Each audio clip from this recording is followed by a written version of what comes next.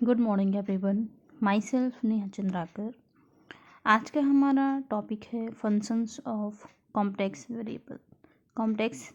Variable में जो है हम फंक्शंस का, इसमें कॉम्प्लेक्स वेरिएबल्स का फंक्शंस हम देखेंगे कि वो होता क्या है। तो सबसे पहले हम यहाँ पे जो है उसके कुछ डेफिनेशंस, जो उनका जो टर्म और कंडीशंस जो है वो बताता है, उसके बारे में हम देखेंगे। तो यहाँ पे है derivative of a function of a complex variable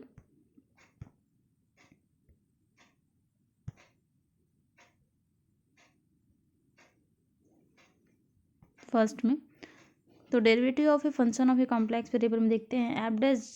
Z. अगर हमारे पास जो है जेड वेरिएबल, जेड जो कि कॉम्प्लेक्स वेरिएबल्स होते हैं, यहाँ पे देख रहे हैं, तो उसका अगर हम डेरिवेटिव यानी कि डिफरेंशिएशन निकालें एफ ऑफ जेड का, जो है डेरिवेटिव क्या हो जाएगा, एफ डैश जेड हो जाएगा, जिसको हम जो है लिख सकते हैं D F upon D Z. यानी कि फंक्शन का हम जो है यहाँ पे जेड के रेस्पेक्ट में डेरिवेटिव डिफरेंशिएशन करा रहे हैं, तो इसको हम जो है कॉम्प्लेक्स वेरिएबल में इस तरीके से भी लिख सकते हैं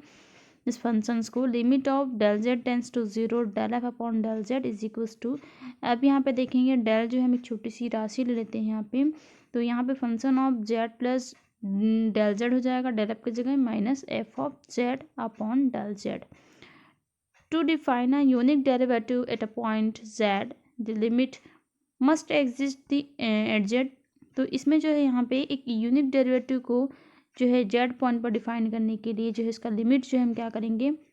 निकालेंगे। तो कैसे निकालेंगे, कम से कम जो है उसमें जो है जेड एग्जिस्ट होने चाहिए। सेकेंड यहाँ पे बोल रहा है कि must be independent of the direction of del z is equals to argument del z at the z. जैसे कि यहाँ पे जो है एक्स वाई ग्राफ में आपको दिख रहा है कि एक्स और वाई है, यहाँ पे एक पॉइंट हमने यहाँ पे ले लिया है जेड, और अगर हम उसमें थोड़ा सा चेंज करते हैं तो जो चेंजेबल होगा वो उसको हमने ले लिया है डेल जेड। और डेल जेड अगर यहाँ पर जो है थोड़ा सा रिप्लेस हो जाए तो उसमें जो होगा यहाँ पे स्थिति जो आई है, उसकी पोजीशन जो आई है अनदर पॉइंट, तो वो क्या हो जाएगा, जेड और जेड के साथ में जो है उसका जो चेंजेबल है वो टाइम हो जाएगा डेल जेड ऐड हो जाएगा। यही चीज़ अगर हम जो है, ये तो बात हो गई एक्स वाई प्लेन की, यही चीज़ें जो है अगर ये जेड प्लेन की बात हो गई, ये डब्ल्यू प्लेन में देखें यानी कि यूवी प्लेन की अगर हम बात करें तो यहाँ पे क्या हो जाएगा, ये यहाँ पे हो जाएगा उस फंक्शन यानी कि डेल एफ हो जाएगा। और डेल एफ अब यहाँ पे जो है उसमें जो इंक्लूडेड टाइम हो रहा है एक पोजीशन जो है, इस टाइम पे डेल जेड टाइम पर जो है पोजीशन चेंज हो जाएगा और वो हो जाएगा f of z plus del z हो जाएगा। दी कॉशी रीमन कंडीशंस, इसके बारे में देख लेते हैं। तो यहाँ पे दो जो साइंटिस्ट है, एक तो ऑगस्टिन लुइस कॉशी है और जो है बर्नहार्ड जो रीमन है, उन्होंने दोनों ने जो है साथ में मिलकर ये कॉशी रीमन कंडीशंस दिया हुआ है, जिसके अकॉर्डिंग जो है एक कॉम्प्लेक्स फंक्शन से जो है यानी कि जेड प्लेन से जो है डब्ल्यू प्लेन पर उनका जो है कन्वर्टेशन जो है, रिलेशन जो है, किस तरीके से हम जो है फाइंड आउट कर सकते हैं और उसका डेरिवेटिव हम निकाल सकते हैं। तो फर्स्ट में है, जैसे कि हमको पता है कि कॉम्प्लेक्स फंक्शन में होता है z is equals to x plus i y होता है, और इसमें अगर हम डेल ले लें तो del z is equals to हो जाएगा x plus I del y. And डब्ल्यू प्लेन की अगर हम बात करें तो डब्ल्यू इज इक्वल्स टू होता है फंक्शन ऑफ जेड। अब यहाँ पे फंक्शन ऑफ जेड ले रहे हैं, इसका मतलब यहाँ पे क्या हो जाएगा, you of x y plus i v of x y. ये जो है मैं पहले ही बता चुकी हूँ, ये डब्ल्यू प्लेन पर होता है। फर्स्ट जो है del z is equals to, अगर डेल एक्स हो यानी कि जो रियल पार्ट हो, रियल पार्ट के लिए अगर हम निकाल रहे हैं तब क्या होगा, तब इसका डेरिवेटिव होगा del f upon del z is equals to limit del x tends to zero, या क्योंकि हम डेल एक्स की जगह में सिर्फ यहाँ पे जो है रियल पार्ट ही ले रहे हैं, तो यहाँ पे जो है limit del x tends to zero del f upon del x is equals to limit del x tends to zero. अब यहाँ पे डेल एफ और डेल एफ की जगह में यहाँ पे हो जाएगा del z plus del x minus f of z upon del x is equals to limit del x tends to zero. यहाँ पे देखते हैं एफ ऑफ, यहाँ पे अब देखिए जेड प्लस डेल एक्स है और यहाँ पे एफ ऑफ जेड की जगह में हम रखना है यू ऑफ एक्स वाई होता है, तो यहाँ पे क्या हो जाएगा you of X plus del X, क्योंकि एक्स की जगह में हमारे पास है X plus del X comma Y minus you of x Y upon del x plus I वाला टर्म्स में यहाँ पे देखते हैं वो हो जाएगा हमारा I into limit del x tends to zero V of, यहाँ पे हो जाएगा x plus del X Y minus we of x Y upon del X. नीचे में अगर हम क्या करेंगे, क्योंकि हमारा जो लिमिट है वो है यहाँ पे del x tends to zero है, यहाँ पे देखने वाली बात है del x tends to zero. तो यहाँ पे अगर हम पुट कराएंगे तो ये टोटल ज़ीरो हो जाएगा, यहाँ पे देख रहे हैं ये वाला टर्म ज़ीरो हो जाएगा, और साथ ही साथ जो है यहाँ पे ये वाला टर्म ज़ीरो हो जाएगा। तो देखते हैं ये पूरा जो है ज़ीरो हो गया। Limit del x tends to zero, del you upon यहाँ पे हो जाएगा डेल एक्स प्लस आई, ये आई यहाँ पे हो गया I del we upon del X, del we upon जो है वो डेल एक्स हो जाएगा। तो इस तरीके से जो है यहाँ पे बचेगा ये वाला terms del upon del z के लिए, जब हमने del z is equals to लिया है यहाँ पे रियल पार्ट जो है डेल एक्स को इसके इक्वल लिया तब की बात है। सेकेंड में जो है यहाँ पे अगर यही जो डेल जेड है वो आई डेल वाई के इक्वल हो तो क्या होगा, तो del f upon del z is equals to limit del y tends to zero, del f upon i del y is equals to limit y tends to zero, del y tends to zero, f of z plus I del y minus f of z upon i del y, limit del y tends to zero, u of x y plus y में हो जाएगा del y add हो जाएगा minus you of x Y upon i del y plus I into यहाँ पे हो जाएगा limit del y tends to zero, v of में जो है एक्स और वाई में ऐड हो जाएगा y plus del y minus we of x Y upon यहाँ पे आई इंटू डेल वाई, यहाँ पर से आई और आई कैंसल आउट हो गए। तो यहाँ पे देख रहे हैं हम लिमिट जब जो है del y tends to zero put कराएंगे तो यहाँ पे हमारे पास जो है del f upon del z is equals to del we upon del y minus यहाँ पे आ जाएगा आई डेल यू अपॉन यहाँ पे आ जाएगा डेल वाई, और इस तरीके से जो है यहाँ पे जो है इसका जो है यहाँ पे ये आ जाएगा। ये जो है कॉची रीमन इक्वेशन के थ्रू से है। द कॉची रीमन कंडीशन जो है, कंडीशन क्या बोलता है वो देख लेते हैं। तो कंडीशन यहाँ पे होता है कि del f upon del z, अभी हमने देखा ये कंडीशन जो है किसके लिए होती है, जब डेल जेड जो है डेल एक्स के इक्वल हो। तो यहाँ पे होता है del f upon d F upon D z is equals to होता है del you upon del x plus I into del we upon del x. उसी तरीके से डेल एफ अपॉन जो डेल जेड है वो ये जो है इसके इक्वल होता है किसके, del we upon del y minus i del you upon del y, जब जो है डेल जेड जो है आई इंटू डेल वाई के इक्वल हो। तो यहाँ पे हम जो है जब एक्स वाई प्लेन पे देख लेते हैं तो ये एक्स प्लेन है, ये हमारा वाई है ना, वाई एक्सिस है, और यहाँ पे जेड प्लेन पे हम देख रहे हैं ये एक हमने पॉइंट ले लिया जेड, और यहाँ पे जो है इसमें जो चेंजेबल होगा वो डेल जेड अगर चेंज हो जाए तो इसका जो पोजीशन है नेक्स्ट पॉइंट पर हो जाएगा z plus del z. For a unique derivative this expression must be equal, that is a necessary condition for this existence of a derivative of a function of a complex variable is that del u upon del v। यहाँ पे हम देखें अगर इसको जो है compare कराएं equation number first and equation number second से, तो यहाँ पे देख रहे हैं जो कि हमारा जो है इक्वल निकल रहा है कि del you upon del x is equal to आ रहा है del we upon del Y के, और यहाँ पे जो उसका इमेजनरी पार्ट यानी कि डेल वी अपॉन जो डेल एक्स है वो इक्वल आ रहा है minus del you upon del Y के। तो यहाँ पर हमें एक रिजल्ट मिला, और यही जो है हमारा कॉची रीमन इक्वेशन कहलाता है, और वो क्या है del v u upon del x is equal to del we upon del y and del you upon del y is equal to minus del we upon del x.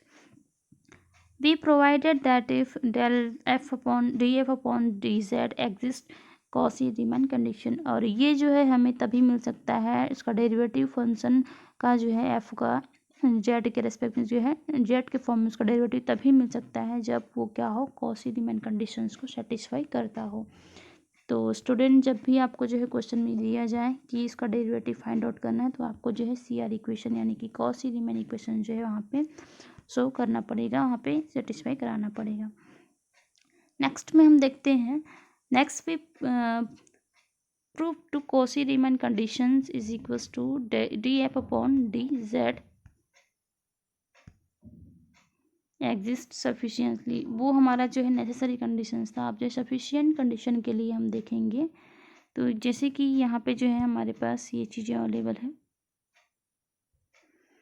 Next we prove the Cauchy Riemann equation conditions is equals to df upon dz exist f upon del z is equals to, यहाँ पे हो जाएगा function जो है हमारा होता है you plus i we होता है, तो यहाँ पर डेल लगा दिए तो del u plus I del we upon del Z,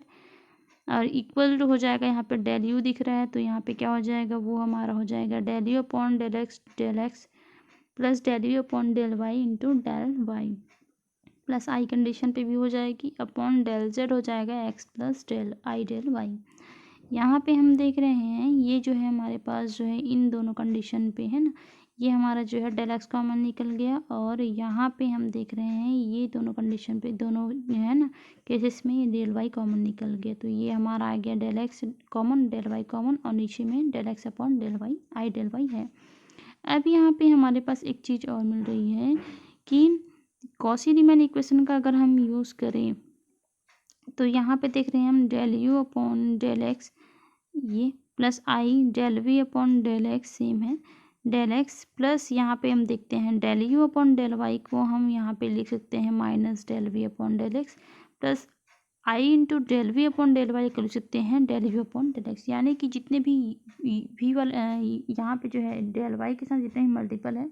उसमें हमने जो है यहाँ पे चेंज कर दिया है। अब यहाँ पे हम क्या करते हैं, यहाँ पे हमारा जो है del you upon del x plus I del we upon del x into del x, plus यहाँ पे हमने जो है इसमें आई का मल्टीप्लाई किया हुआ है आई, यानी कि हम क्या कर सकते हैं माइनस की जगह में यहाँ पे माइनस जो होता है वो -1 है यहाँ पे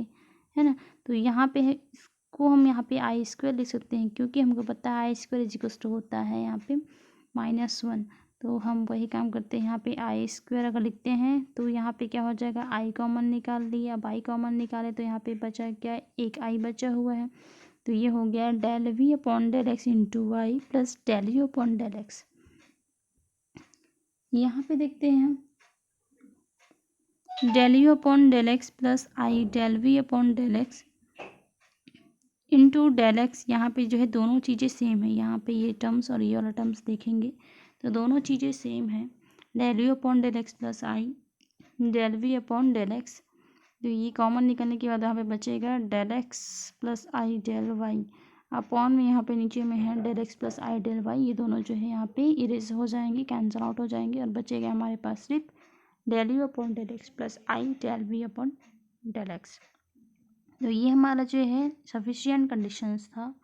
और हमको जो है साथ ही साथ जो argument independent of argument del z is equals to होता है tan inverse del y upon del x हो जाएगा,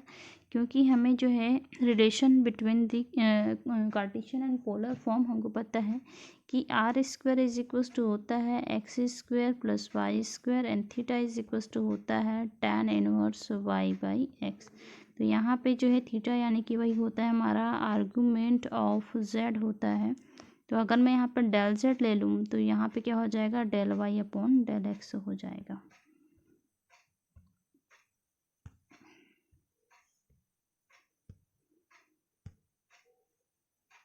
अब यहाँ पे देखते हैं हम द कॉची रीमैन कंडीशंस पे ही भी और बात करेंगे, तो hence we have the following equivalent statement, first d F upon D Z exist then Cauchy Riemann conditions, अगर हमारा जो है इसका डेरिवेटिव उस फंक्शन का जो डेरिवेटिव वो एग्जिस्ट करता हो, इसका मतलब ये कि कॉची रीमैन इक्वेशन जो है कंडीशन वहाँ पे फॉलो अप हो रहा है, और यही जो है कन्वर्स में भी होता है, या फिर हम बोल सकते हैं कि यहाँ पे दोनों कंडीशन हो रहे हैं, इसका मतलब इफ एंड ओनली इफ की कंडीशंस फॉलो हो रही है कि डेरिवेटिव ऑफ फंक्शन एफ यानी कि D F upon D Z exist if and only if the Cauchy Riemann condition hold, ये जो है ये बोल रहा है कि फंक्शन का जो डेरिवेटिव है तभी एग्जिस्ट हो सकता है जब ये जो है कॉची रीमैन इक्वेशन को होल्ड करता हो, और कॉची रीमैन इक्वेशन को होल्ड कर रहा है इसका मतलब उसका डेरिवेटिव भी होल्ड होगा एग्जिस्ट करेगा, या फिर हम इसको इस तरीके से भी बोल सकते हैं कि the Cauchy Riemann conditions are necessary and sufficient condition for the existence of the derivative d F upon D z of a complex variable. एक कॉम्प्लेक्स फंक्शन का जो डेरिवेटिव होता है d F upon D z वो exist करता है किस condition पर, उसका जो नेसेसरी और सफिशिएंट कंडीशन को होल्ड करे, यानी कि सी आर की जो है कंडीशंस कौन कौन से नेसेसरी और सफिशिएंट कंडीशन को होल्ड करे तब। तो इनके कहने का मतलब सेम ही है, बस यहाँ पे इसका वर्डिंग जो है अलग है लेकिन मीनिंग सारे वही ही हैं, तो आपको थोड़ा सा यहाँ पे कन्फ्यूज़न नहीं होना है, समझना है इस चीज़ को। नेक्स्ट यहाँ पे अगर ग्राफिकली देखा जाए तो ये इस तरीके से यहाँ पे है द कॉची रीमन कंडीशंस। यहाँ पे हम देखते हैं द कॉची रीमन कंडीशंस में और भी बातें हैं यहाँ पे, और वो है हमारा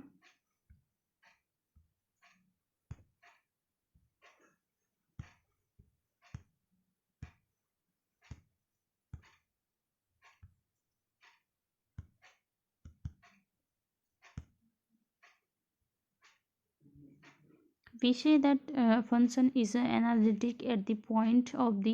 at the point if the derivative exists there and all the point is some neighborhood of the point। इसका मतलब ये है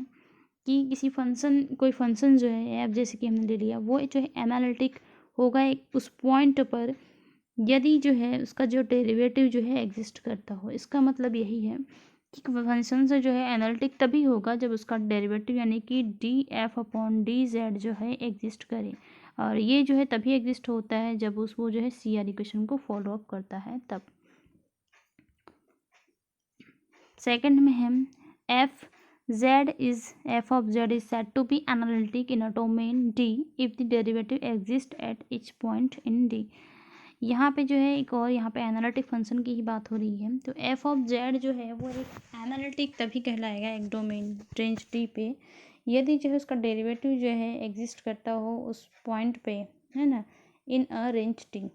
तो यहाँ पे आपको ध्यान रखना पड़ेगा, टोटल यही बात हो रही है, बोला जा रहा है कि एनालिटिक होने के लिए उसका जो है डेरिवेटिव जो है उस फंक्शन का डेरिवेटिव जो है एग्जिस्ट होना चाहिए। थर्ड पॉइंट है the theory of a complex variable largely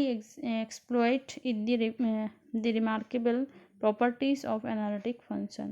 complex variable की जितने भी यहाँ पे प्रॉपर्टीज़ है वो जो है एनालिटिक फंक्शन के वो उसमें एग्जिस्ट होने चाहिए। The terms holomorphic regular and differentiable are also used instead of analytic. तो ये चीज़ें आपको याद रखनी पड़ेगी। अब हम कुछ एग्जांपल्स देखेंगे applying the Cauchy Riemann condition, और ये क्वेश्चन जो है यहाँ पे पूछा जाता है आपके एग्जाम में। तो ये बेसिक चीज़ें थी जो अभी तक हमने देखा। अब हम क्वेश्चंस पे आते हैं। तो क्वेश्चन यहाँ पे बोला जा रहा है, फर्स्ट एग्जाम्पल है हमारा that function of z is equals to है यहाँ पे एक्स प्लस, ये क्वेश्चन में देख लेते हैं अच्छे से।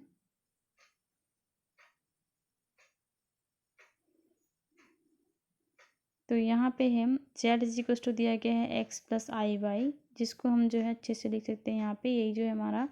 एक्स प्लस आई, ये जो हमारा एफ ऑफ जेड होता है वो होता है यू प्लस आई वी होता है, और हमारा जो जेड होता है वो होता है एक्स प्लस आई वाई। अब यहाँ पे क्या करना है हमको, ये चीज़ें यही क्वेश्चन ही इसी का ही हमारे पास यही क्वेश्चन दे दिया गया है कि z is equals to x plus i y का हमें जो है यहाँ पे दिखाना है कि वो एक एनालिटिक फंक्शन है या नहीं है। तो इसके लिए कैसा करना पड़ेगा, तो हमारे पास जैसे कि यहाँ पे जो हमारा फंक्शन ही हो गया है f of z is equals to z, जो कि उसी क्वेश्चन का ही निकालना है, तो वही हमारा फंक्शन हो जाएगा और वो है एक्स प्लस आई वाई। तो x प्लस आई वाई का जो कंपैरिजन जो है हम जो है फंक्शन ऑफ जेड जिसको हम जो है u of x y plus i v of x y से कराते हैं। तो u ऑफ एक्स वाई यानी कि जो ये जो है इसकी वैल्यू हो जाएगी x, और v ऑफ एक्स वाई की वैल्यू जो है यहाँ पे y। जब हम जो है डायरेक्टली बोल सकते हैं u is equals to x and v is equals to यहाँ पे हो गया y। जब हम जो है del you upon del x find out करते हैं यानी कि u का x के रेस्पेक्ट में डिफ्रेंशिएशन कराते हैं पार्शली, तो यहाँ पे हो जाएगा 1, और v का जो है पार्शली डिफ्रेंशिएशन जो है यहाँ पे हो जाएगा y के रेस्पेक्ट में, ये भी 1। लेकिन अगर u का हम जो है यहाँ पे y के रेस्पेक्ट में कराते हैं तो ये हो जाएगा 0, क्योंकि इसमें y फंक्शन है ही नहीं, और v का हम अगर x के रेस्पेक्ट में कराते हैं तो वो भी हो जाएगा 0। तो ये वैल्यू आ गई है। अब यहाँ पे सी आर कंडीशंस जो है होल्ड हो रहा है कि नहीं हो रहा है, जिसमें हम देखते हैं कि सी आर कंडीशंस क्या बोलता है कि ये बोलता है C R equation del you upon del x is equals to del we upon del y. तो ये कंडीशन क्या फॉलो अप हो रही है वो देखते हैं। Del you upon del x, और del you upon del X की वैल्यू है 1, और डेल वी अपॉन जो डेल वाई की वैल्यू है वो भी 1 है। इसका मतलब ये दोनों इक्वल है, यानी कि सी आर इक्वेशन का जो फर्स्ट टर्म है वो यहाँ पे सेटिस्फाई हो रहा है। उसी तरीके से हम सेकंड का देखते हैं, और सेकंड टर्म होता है कि del you upon del y is equals to होता है minus del we upon del x के। तो डेल यू अपॉन जो डेल एक्स आया है वो हमारा डेल वाई जो है वो हमारे पास आया है यहाँ पे 0 इज इक्वल्स टू माइनस में यहाँ पे देखते हैं del we upon del x, और डेल वी अपॉन एक्स वो भी हमारे पास 0 है, तो यहाँ पे -0 ले सकते हैं। तो ये दोनों जो यहाँ पे इक्वल है, इसका मतलब यहाँ पे second term C R equation का जो सेकंड टर्म है वो भी यहाँ पे सेटिस्फाई हो रहा है। जो इसका मतलब यहाँ पे क्या है कि ये जो फंक्शन का जो है ना ये जो है ये एक एनालिटिक फंक्शन होगा। क्यों? क्योंकि हमने पढ़ा है अभी कि by definition of analytic function उस फंक्शन का वो फंक्शन जो एफ ऑफ जेड है वो एक एनालिटिक फंक्शन तभी कहलाएगा जब उसका जो है यहाँ पे डेरिवेटिव जो है एग्जिस्ट करता हो। और हमको एक चीज़ भी पता है कि D F upon D Z जो उसका डेरिवेटिव होता है फंक्शन का वो तभी एग्जिस्ट करता है जब वो जो है सी आर इक्वेशन को क्या करे, सेटिस्फाई करे। तो यहाँ पे हमने सी आर इक्वेशन को दिखा दिया, कंडीशन को फुलफिल कर रहा है in every point for the z finite, then z is a analytic function. Second example आपके लिए यहाँ पे है, और आप इसको अच्छे से समझ के बनाइएगा और इसको सॉल्व करिएगा। आपको यहाँ पे बहुत अच्छे समझ में आ जाएगा। सेम फर्स्ट एग्जांपल जैसा ही आपको सॉल्व करना है सेकंड को, बहुत ही इजी है। बस आपको कुछ जो टर्म्स कंडीशन थे, डेफिनेशन थे, वो आपको बस याद रखना है, समझना है, उसके बाद आपसे ये सॉल्व हो जाएगा। तो आप प्रैक्टिस करते रहिए स्टूडेंट। Thank you.